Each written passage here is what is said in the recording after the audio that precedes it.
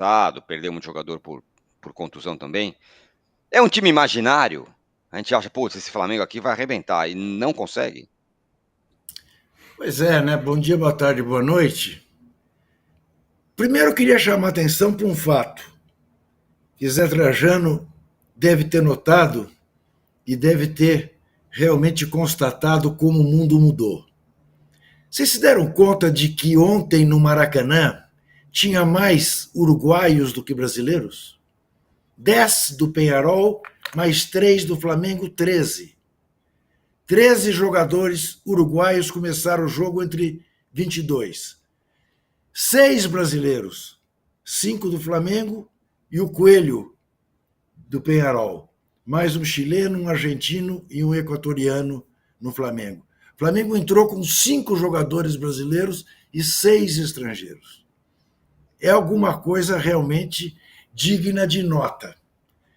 Agora, jogar nas costas do Tite, eu não jogaria pelo jogo de ontem, mas sim pelo trabalho todo, que, claro, culmina eventualmente com o jogo de ontem e pode ser coroado com o jogo da próxima quinta-feira em Montevidéu, que joga o Flamengo no abismo e tira o Flamengo da Libertadores.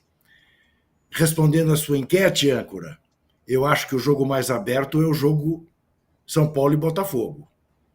Porque se o Botafogo repetir o primeiro tempo do Maracanã, não haverá de perder tantas chances de gol como perdeu. Você sabe que eu tenho 2 amigos que têm um canal mais voltado para as coisas do São Paulo, e esse canal me deixou perplexo na quarta-feira, porque o empate do São Paulo foi tratado como heróico. E eu, recolhido aqui entre os meus botões, achei o primeiro tempo do São Paulo de uma covardia só comparável à do Corinthians do primeiro tempo contra o mesmo Botafogo. Mas, não nego, no segundo tempo o São Paulo melhorou e saiu do Maracanã, sim, com um resultado que você pode classificar como heróico, não a atuação. O Flamengo é isso, o Arrascaeta é sombra do Arrascaeta do passado. O De La Pena também não é aquilo tudo que a gente imaginou que ele fizesse no Flamengo. Mas, basicamente, você vê o milionário Flamengo tendo que recorrer ao Carlinhos no segundo tempo para eventualmente achar um gol, é de ficar pasmo. É de ficar pasmo. Então, eu achei o Peñarol muito melhor do que o Flamengo, com muito mais ideia do que fosse fazer em campo do que o Flamengo. Né? E não contesto em absoluto a vitória do Peñarol. Mas imputo muito mais a atuação dos jogadores do Flamengo do que ontem a do Tite. Mas acho que o Tite realmente não disse que veio e as entrevistas dele são de chorar. Dizer-se um ser humano que sofre com as vaias e tal, a essa altura da vida, experiente como ele é, o fato é que há muito tempo, desde as eliminatórias para a Copa de 2018, que a gente não vê um trabalho legal do Tite. Não viu na seleção, depois daquilo, e não tem visto no Flamengo quase um ano depois de ele ter assumido. Então, realmente é surpreendente. Agora veja que coisa, entre os cariocas, né? Tínhamos o quê, com clareza? Botafogo favoritaço, Flamengo favorito e o Fluminense em risco contra o Galo. É dos cariocas quem melhor se saiu.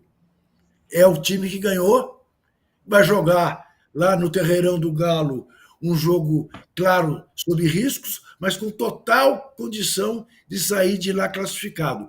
Com mais condições, a meu ver, de sair classificado de Belo Horizonte do que tem o Flamengo de sair de Montevidéu e do que tem o Botafogo de sair de São Paulo, porque o clima no Morumbi vai ser clima para o Botafogo mostrar que, de fato, é um time maduro, é um time que não vai dar a amarelada que deu no ano passado. Para mim, esse é o jogo mais aberto.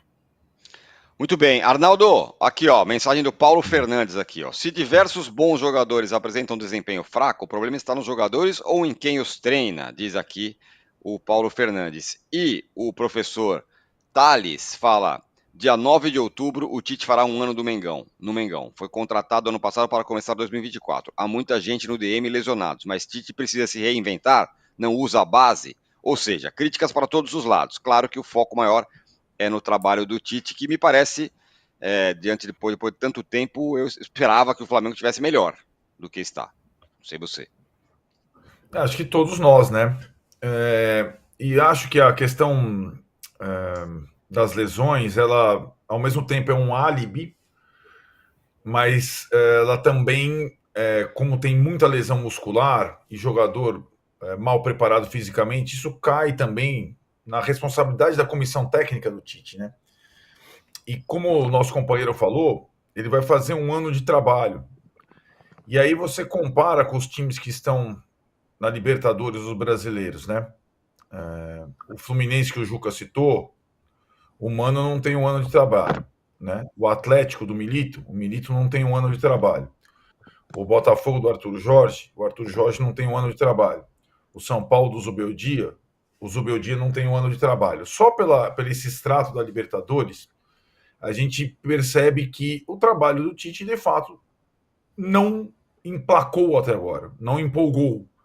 E a gente tinha uma série de ressalvas e dúvidas, né, por conta da imersão dele na seleção, né? Dirigir seleção é diferente, 6 anos fora do dia a dia do futebol, e acho que ele está penando, taticamente, fisicamente, em decisões durante as partidas, né?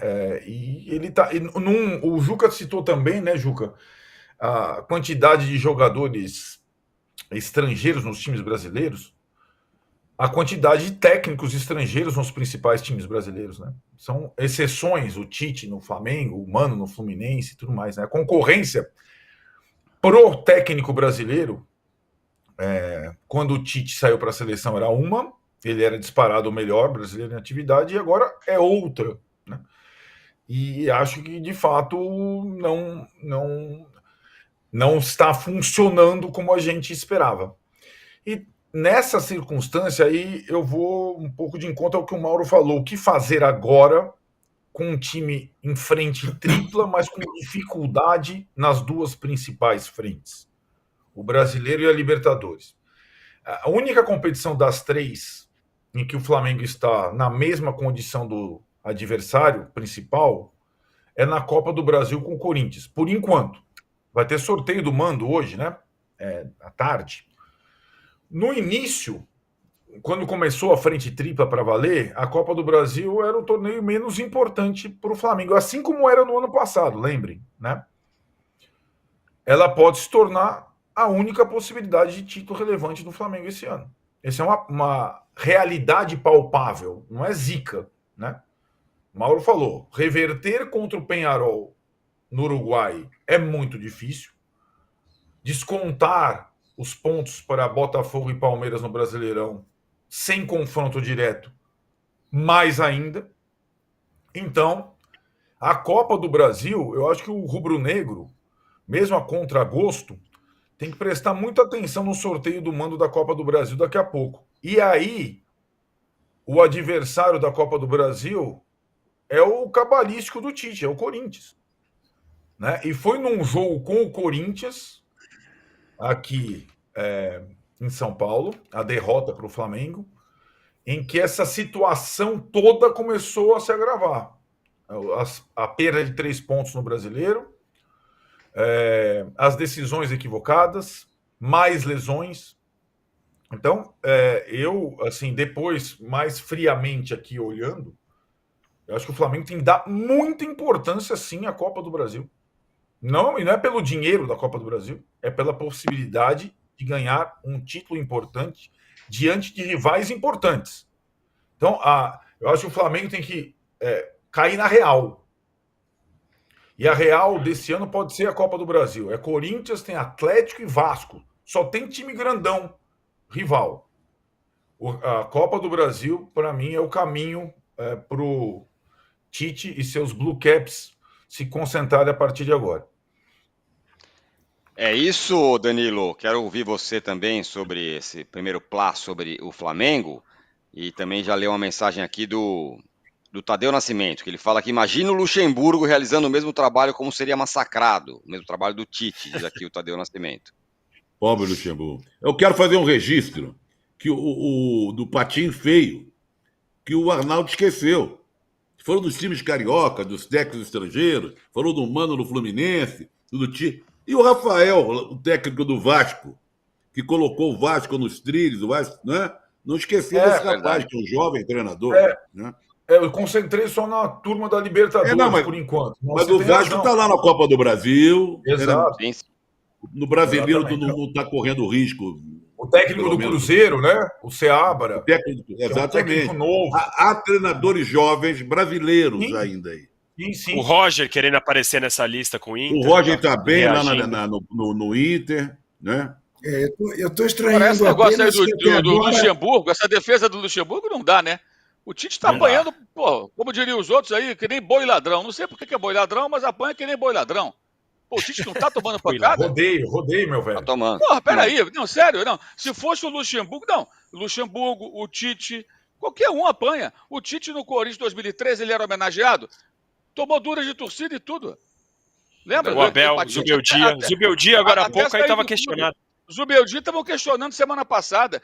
Quer dizer, para ressuscitar um ex-técnico, né? O Tite ainda não é um ex-técnico. Mas para ressuscitar ele parece ser... pelo amor de Deus, né? Se fosse o Luxemburgo. O Luxemburgo tem uma sequência de trabalhos ruins muito maior do que a do Tite. O Tite pode estar caminhando para isso? Pode.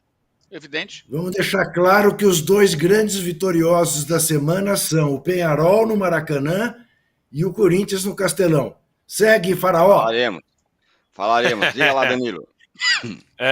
Eu acho que a explicação do Arnaldo ela é boa, né? Porque o Flamengo não poderia passar mais um ano sem ganhar nada e tem essa chance agora na Copa do Brasil, querendo ou não, apesar de todo o tumulto que vive o Flamengo, ainda considero o melhor time tecnicamente entre os 4 classificados. O que me chama a atenção no Flamengo é que em algum momento a gente já viu o Flamengo organizado. Não é que o trabalho do Tite ele é ruim 100% do tempo, em nenhum momento o Flamengo jogou bem. Não, o Flamengo não era aquela máquina que a torcida às vezes cobra e tal, mas era um time organizado, um time que vencia, um time que tomava pouco gol. Tinha um problema da bola aérea que acompanha desde o começo, mas era um time que em algum momento dava sinais. E agora ele desconcertou total. E aí tem vários motivos, né? Lá, lógico que tem as lesões, tem também as chegadas de última hora, porque não é simples você pegar jogadores que acabaram de chegar e colocar ali no meio e ter que fazer o cara jogar já no esquema tático certo. E tem uma outra coisa que me chama mais atenção, que uma falta de confiança. Os jogadores não parecem estar confortáveis em campo, eles não estão jogando tranquilos. E o ambiente do Maracanã tá com um pouco de desconfiança. Você vê ali que com 10, 15 minutos o pessoal já tá meio assim, meio desconfiado. Então, essa conjunção de fatores faz o Flamengo jogar muito abaixo do que a gente esperava. Agora, o trabalho do Tite é ruim, ele tem os problemas dele, claro, mas me chama a atenção o fato de o time regredir, porque o Flamengo já foi mais organizado do que é neste momento. Agora, você olha e vê a perspectiva que tem. O Brasileirão, como disse o Mauro, vai ter que jogar com o Grêmio agora com a força máxima ou perto disso, porque senão você corre o risco de ficar muito para trás do Botafogo e do Palmeiras, que tem confrontos, assim, o Botafogo ainda vai pegar o Fluminense, que é um confronto regional, é difícil e tal, e o Palmeiras pega o Vasco, que eu acho que o Palmeiras, dá pra gente colocar o Palmeiras como favorito. Então o Flamengo tem que jogar sim para vencer e para ficar no bolo, porque agora, com essa situação, vai ser difícil pra caramba jogar lá no Campeões do Siglo, com esse 1-0 contra e com o Peñarol jogando com resultado e o Flamengo totalmente sem confiança. Aí o Tite deu uma de Dorival, né? Falou, me cobrem, vamos fazer um gol lá. Brincou, pode ficar... esse pacote do Tite a gente já esperava, né? Essas coletivas que tem muita gente que gosta, tem gente que não, a gente já esperava. Um time que não vai dar show, a gente já esperava. O que não esperava era esse time que acaba sofrendo, tomando gol, não sendo seguro defensivamente. Então o Tite tem que fazer sim essa ressalva, porque não tem como a gente acreditar que o Flamengo é esse o futebol, por pior que esteja a situação no departamento médico, por pior que sejam aí os desfalques, especialmente para mim do Pedro, que é um desfalque muito forte. O Flamengo tem que jogar muito mais do que está jogando agora. Eu Mauro, quero fazer um registro aqui para explicar o que é boi ladrão. Peguei aqui agora. Aqui, diga. né? Momento Boi cultura. ladrão. Momento tem o... Como é que nós falamos da roupa? Como é que é a linha de frente? Como é que era o... Frente única. Frente única. Já foi explicado. Boi ladrão é que no confinamento, os bois estão todos lá confinados, comendo, ele come a mesma coisa que os outros. Só que a carcaça dele não dá prejuízo. Ele come para chuchu, fica na boa, mas não é vendido como os outros. Então ele consome muito e custa muito e o retorno é pequeno. É boi ladrão. Ele se beneficia. Entendi. Mas será que ele apanha por causa disso? O time do Flamengo inteiro, então, é um boi ladrão. Então é um time inteiro. Agora, eu acho que, pelo que nós estamos falando do Tite aqui, eu vou só adaptar, tentar arredondar. É quase um ex-técnico em atividade. Quase um ex-técnico em atividade. Está sofrendo muito. Porque, vem cá, porque se não ganhar do Peñarol, se for eliminado, se perder do Grêmio, sobrar só a Copa do Brasil, a situação fica... É o Flamengo, gente. Né? É o Flamengo, não é pouca coisa, não, é muita coisa. É bastante coisa, de fato. Aqui, Mauro, e o Diogo Maris vai em outra linha também. Fala, Landim vai fazer igual ano passado com o careca maluco, esperar perder tudo para mandar embora o Rolando Lero Bach? Não sei se vai mandar embora agora, né? Acho que também... Não vai mandar embora. Não vai mandar embora. Agora, tem uma diferença clara. Ano passado havia um ambiente absolutamente contaminado com jogadores que não gostavam do técnico sem diálogo, e antes houve uma agressão de um integrante da comissão técnica desse treinador a um atleta. É completamente diferente agora. Até que prove o contrário, não existe um problema do elenco com a comissão técnica. Não se tem essa informação, né, de bastidor. Então é diferente, é bem diferente. E outra coisa, no domingo, o Flamengo fez um bom jogo. Contra o Bahia, o Flamengo fez um bom jogo. Foi na quarta-feira. Não é que o time sempre joga mal. Esse é o ponto. O mais bizarro é conseguir fazer um bom jogo contra o Vasco, que o empate foi um placar absolutamente mentiroso, e 4 dias depois apresentar o que apresentou. E aí eu acho que os erros dele passam, por exemplo, o De La Cruz totalmente fora de forma. Ele tem que avaliar isso nos treinamentos. Está muito claro que o cara não tem ritmo para começar jogando. Entra no segundo tempo, não precisa entrar de saída, aí entra ele, ainda se junta com o Pulga, que andou lesionado, que está em má fase, e o Arrascaeta, você tem um trio. Eu até entendo ali que ele tenha pensado no Pulga para ter uma marcação mais forte em cima do Léo Fernandes, o que não adiantou. E aí, não tendo o Léo Ortiz, que deveria ter entrado já após o intervalo, né? Você, pelo menos, tem um pouco mais de qualidade no meio-campo ali, um passe, uma jogada, enfim. E acho que é muito grave o erro da diretoria de não ter buscado um centroavante que fosse por empréstimo, por um período curto, até o meio do ano que vem, para repor a ausência do Pedro. O Carlinhos não tem culpa. O Carlinhos só está no Flamengo, gente. É bom sempre lembrar. Porque o senhor Gabriel Barbosa arrumou uma suspensão maluca lá na história do exame de doping. E naquele momento que o Flamengo não tinha o Gabriel, que estava suspenso, ele só está jogando porque depois veio o efeito suspensivo. E o Flamengo só podia contratar, como todos os clubes, jogadores que estavam sem contrato ao final do estadual, naquela mini janela que a CBF cria depois dos estaduais. E aí o Carlinhos foi contratado, que era um investimento pequeno e não tinha como trazer de outro lugar. Mas agora você tinha alguns jogadores lá fora que eram uma opção de centroavante, especialmente o Choupo-Moting, que era do Bayern de Munique, que é um jogador da idade do Verratti, da idade do Germancano, e que poderia dar uma opção ali de centroavante de referência em jogos como o domingo e o de ontem. E aí erra a diretoria e me parece que também a comissão técnica, que é o que tudo indica, não fez muita questão de ter esse jogador, apostando no Carlinhos, que não tem condição. Então tem muitos responsáveis. O Tite tem uma enorme responsabilidade, isso é alguma obviedade. Agora, isentar os erros individuais, o erro de planejamento e tudo mais, eu acho que vai levar sempre o Flamengo a ficar dando volta, o cachorro correndo atrás do rabo. Mesma coisa, não vai mudar nunca. Vários técnicos são demitidos e sempre dirigentes e jogadores passam como se nada tivessem com isso. O Arnaldo,